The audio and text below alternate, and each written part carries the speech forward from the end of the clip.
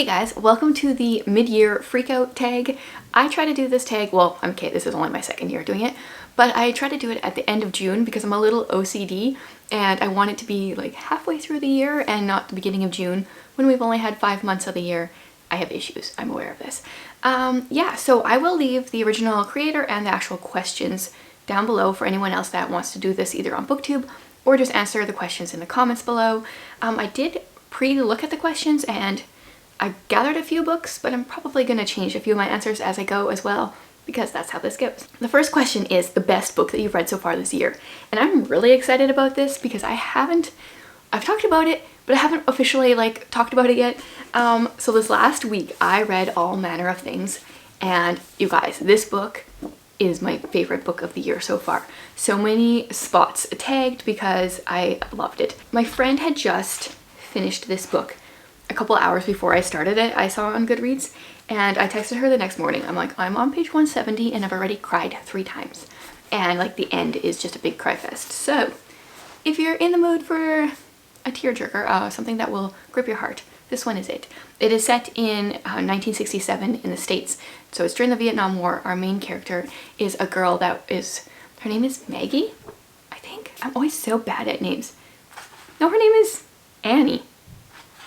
Oh, okay. Wow. That's pretty terrible. She is 18 and she is working at a diner for the summer of the year. She's not really sure what she wants to do. And her brother enlists in the war, and her father had left them 12 years prior because he was dealing with a lot of the effects of the Korean War and his time there. And I love that the characters made so many good decisions in here. And I'm going to be talking about it again in my next video when I do my weekly check-in. So I'll probably talk about it more then, but if you enjoy historical fiction, or even if you don't really, I think you'll like this. It is only like one perspective, one timeline, which was just amazing. I just kind of flew through the book. It's actually quite big for historical fiction. It's almost 450 pages, but I was just flying through it. Question number 2 is best sequel you've read so far this year. And I'm pretty sure I would have to go with The Key to Deceit. This is the second book in the I always forget her name. Electra McDonnell? Something like that series. It is a World War II mystery kind of series, and where our main character is a locksmith slash a thief, but then gets caught and ends up using her abilities and her specialty of breaking into things for the war efforts. And I really enjoyed book 1, but book 2 I gave 5 stars. I enjoyed it even more. I can't wait for that to be able to buy the hard copy myself because I really enjoyed that one. And it's very unusual. I usually find that a series goes downhill, but that one definitely didn't. New release you haven't read yet but want to. Well, I just barely put out another anticipated releases video a couple weeks ago sharing the books coming out. I guess this would be one that has come out that I haven't read yet. I didn't think about that.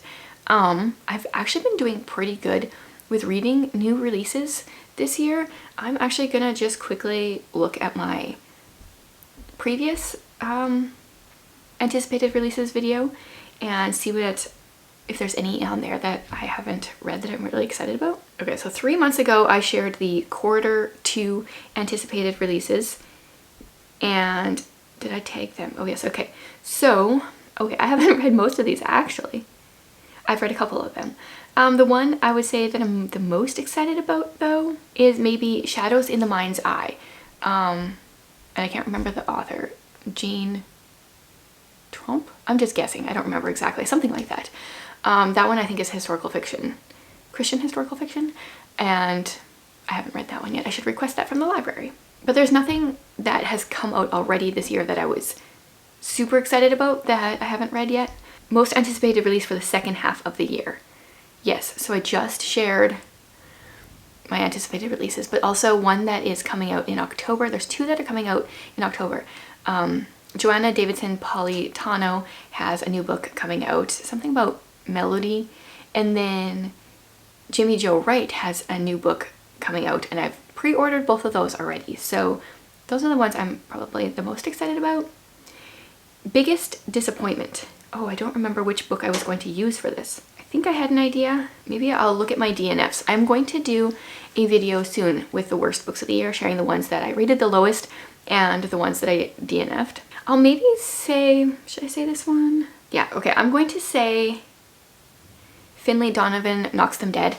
I ended up DNFing that one because of like sexual content, and like that was, I don't know, that's all the talk was for the first 50 pages, and I didn't feel like it was something I could really recommend here on my channel. And I really did enjoy the first book. It did toe some lines, so it's not really surprising to me that it ended up going there, but I'm disappointed. And then also The 13th Tale, because I thought I would like that one, but there was some like weird sexual stuff going on in that one too, pretty early on in the book, that turned me off. Biggest surprise. Okay, this is where it gets a little bit redundant, because you got your best book of the year, your biggest surprise, and then favorite new author, new to you, or debut author. And I feel like so many of those can be the same book, because All Manner of Things was definitely a surprise to me, but I'm going to not use that book for every single one. I'm going to say my biggest surprise was Maisie Dobbs. This was just something I picked up one day when I was sick, and I started reading, and I read the entire book that day.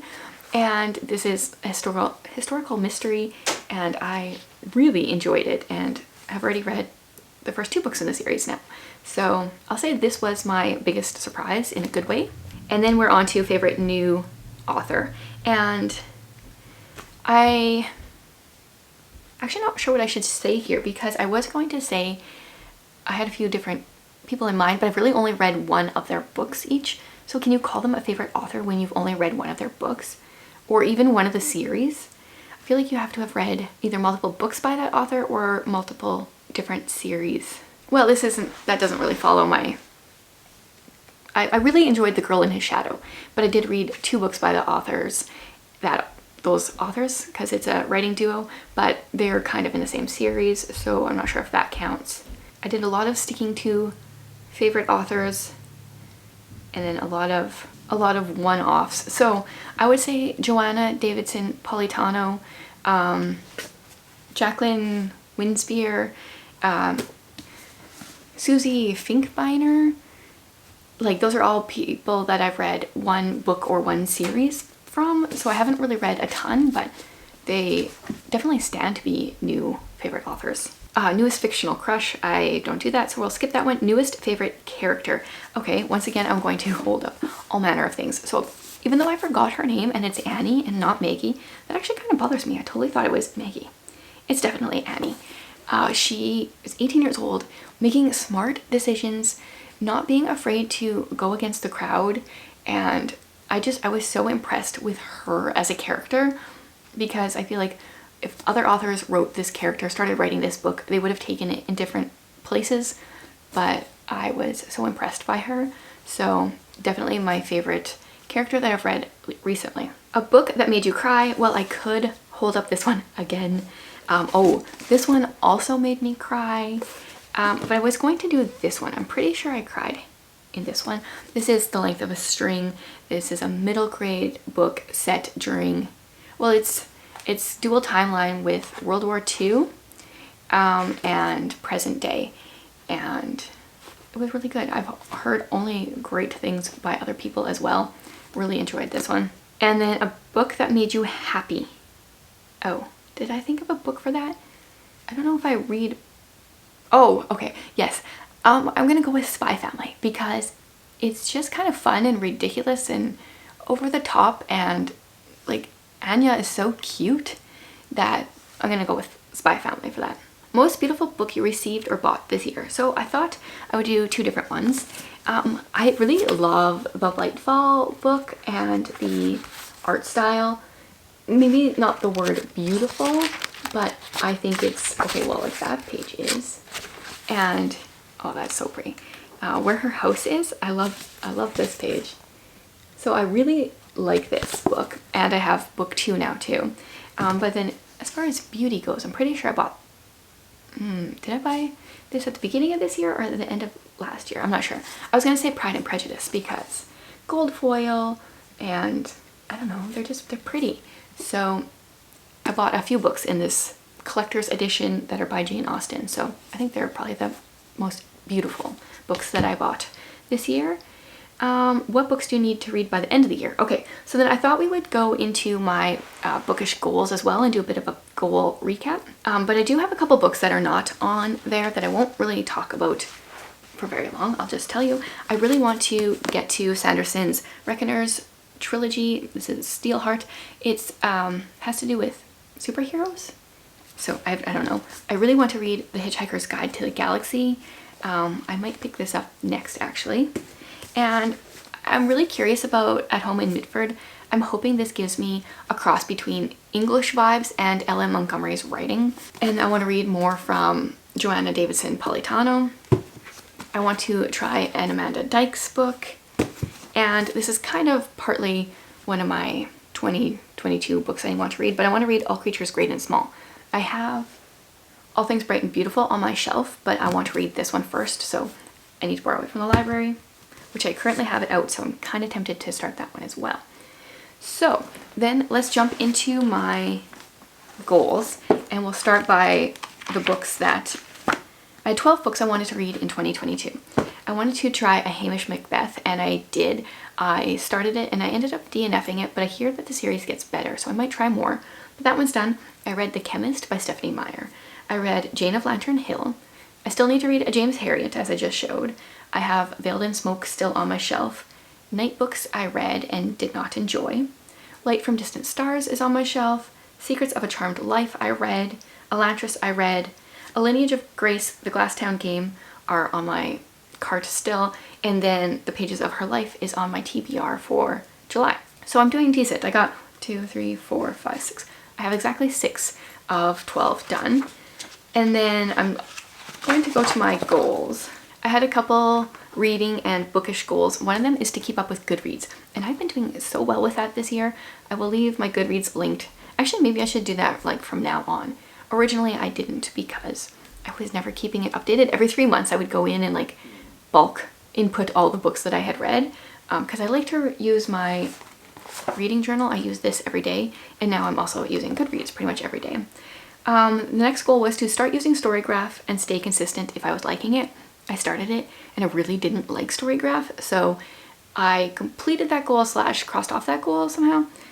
Read 7 classics off of my list of 50 classics I want to read, and so far I have read 5 of them. I read Persuasion, Northanger Abbey, The Turn of the Screw, The Tenant of Wildfell Hall, Jane of Lantern Hill, and then I have Pride and Prejudice on my list for this month, and I also kind of want to read Hitchhiker's Guide to the Galaxy, so I could potentially get it done in July. Then my next goal was get my physical TBR to 30, and I decided I'm over that, and I've been buying books because I really enjoy the buying books process, and I am reading them as well. It's just, I have more than I need, and I'm okay with that right now. Then I had read books within 3 months of buying, also decided to cross that off because I like to mood read. I want to kind of go through my shelf and just pick up what I want to read at the time. My next one was to do Vlogmas / Bookmas again, so that's in December, so I haven't done that yet. Then I wanted to make a list of reading challenges to participate in. I did that. I have a blog post. Maybe I'll try to link that below.